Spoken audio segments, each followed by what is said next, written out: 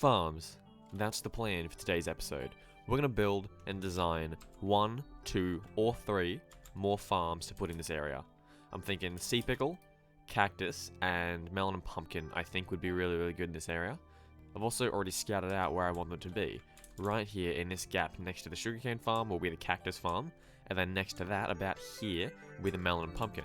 There might be a little strip down the center where I still have space and I might end up building something. I'm not sure what that'll be just yet. Ideally, there won't be too much space, but if there is, I'll definitely find something to put in there.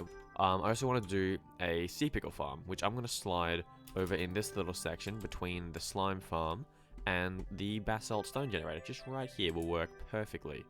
But before we do that, I'm going to need to design these farms, because I'm not just going with any old design. I've got to make one that looks good, works good, and fits in this area quite nicely. So let's switch to creative real quick and see what we can do. We're going to start with a cactus farm, and something like this should work pretty well. Just obviously a very simple design where the cactus grows, touches the glass panes, and then falls off. But obviously we're going to have more than one cactus. We're going to have heaps of them in a strip all the way along the industrial area. Something just like this should work pretty well. It's just the same simple design, except there's a lot more of them. And when the cactus grow up into the second stage cactus and get destroyed by these here glass panes, the cactus, well, some of the cactus, obviously some of the cactus will get destroyed by other cactus, or it'll land on top, but there's nothing we can do about that. But most of the cactus should land in this water stream right here, and it'll get pushed along onto this hopper stream. And then from these hoppers, that'll connect all the way down this way, and this is clearly not the exact same size as the storage system, but it's a good representation. But this obviously isn't done. I want to have a second one on the other half, so this is just one half and the other one will be right here, so it's a lot thicker than I first imagined, but it'll do the job. So the cactus farm will be about the same size as the sugarcane farm if I go with a double module sort of setup that I'm kind of leaning towards at this point in time. So it'll go to about, let me just fly up so I can get a better view of this. So it'll go to about here. And then if I have a melon and pumpkin farm from about here all the way down to, let's say, here, I've still got plenty of space here. Now, the next farm I want to look at is sea pickle. So it should just be pretty simple. When a sea pickle is on a coral block underwater and you bone meal it, it makes more. And it continues doing so. Ooh, it actually makes blocks into source blocks. That's an interesting little thing, I didn't realize that. Alright, let's try with the sea pickle in the corner. If we go like that, and then if we bone meal it, doesn't really work with water streams because the sea pickle just makes a source block wherever it wants. And it was perfectly in the corners, unfortunately, so that just ruined that idea completely. My latest idea might actually work. If we put water at the back there, if we put a sea pickle down there and we bone meal it, and keep bone mealing it, no, it won't get the top blocks. That's unfortunate. Alright, let's just go simpler than this then. We go something like that, put the sea pickle in the center. So here's what I'm thinking, right, if we have the sea pickle in the center like this, and if we just spam bone meal, it'll just place the sea pickles wherever it wants. And then we can have pistons push that. Alright, let's do a bit of redstone real quick. If we go something like this, whoops, I just fell off, that was not the plan. If I make that work,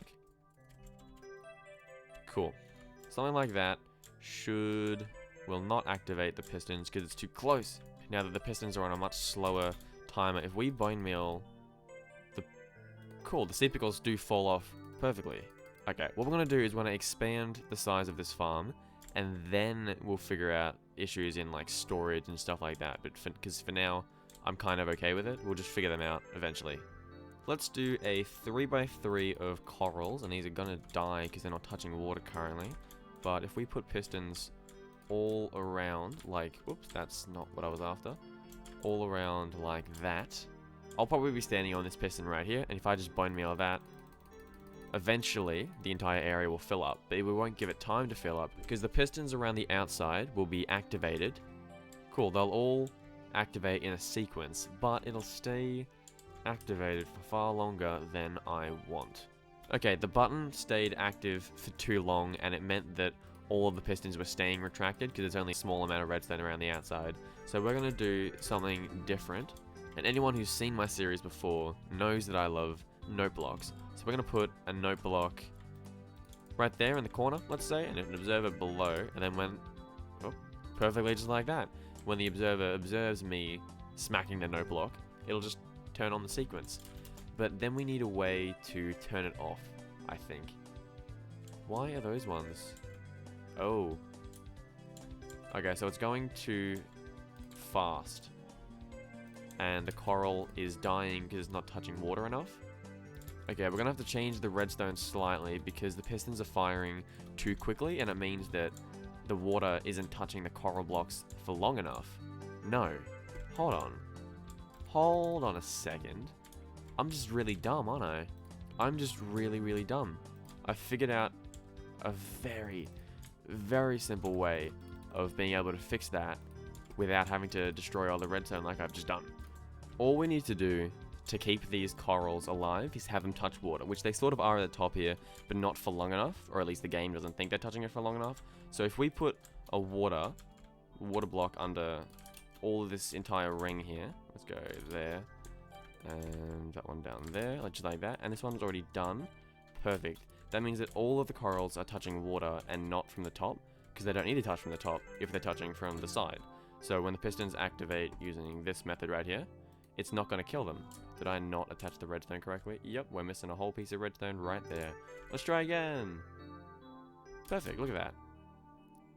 And even though the corals aren't touching the water for very long at the top, they don't need to because it's all around the outside ring. So that is perfectly fine.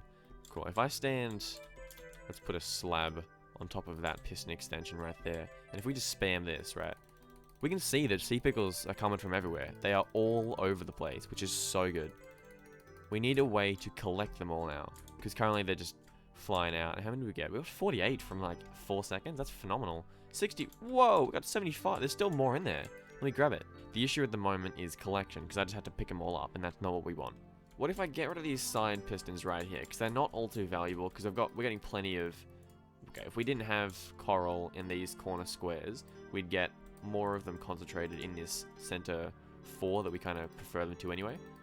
Yeah, like they're still going where we need them to go. So that's perfectly fine. So if we have a hole here instead, if we have holes like that, where the water can go directly through, even if we grab like a sign. Okay, I've gone through and I've edited the design slightly, so now that instead of having a ring of water, it's just one water source like that. And if we make it a stair, then it shouldn't impact anything at all. Even now it shouldn't, but just to be safe, even though there's a minuscule chance that it affects anything. But, you know, just to be extra special, safe, and sure, we're just going to block them up. So that should be all fine now. So all of the sea pickles that drop should go into these chutes right here. Okay, so I've done some editing, and I've worked on a few things that were problematic to the design, but now I think we've got the completed one. Wow, I'm glad I noticed that. The completed design that should work perfectly. So if I spam this right here, I've got to turn the machine on. I keep forgetting to do that, I don't know how. If I just right-click the sea pickles right here, you can see that they all get pushed off by the pistons. Some of them are getting picked up by myself, but that's fine. I don't really care about that. But most of them are getting shuffled around and eventually fall down into the 4 holes in the corners. This is where they all go from this whole area. They shoot directly down into some hoppers. So if we look in here, 44. So we got 94 sea pickles from a very, very short amount of time. So this here is the completed design for the sea pickle farm. It's pretty small. I think it's 7 by 7, which is phenomenal space. It's going to fit in perfectly. But the best part is that it works, and it's pretty efficient. I did a 5-minute test, and we got heaps of sea pickles. Heaps. That's from 5 minutes. The activation is pretty simple. You just got to flick the lever.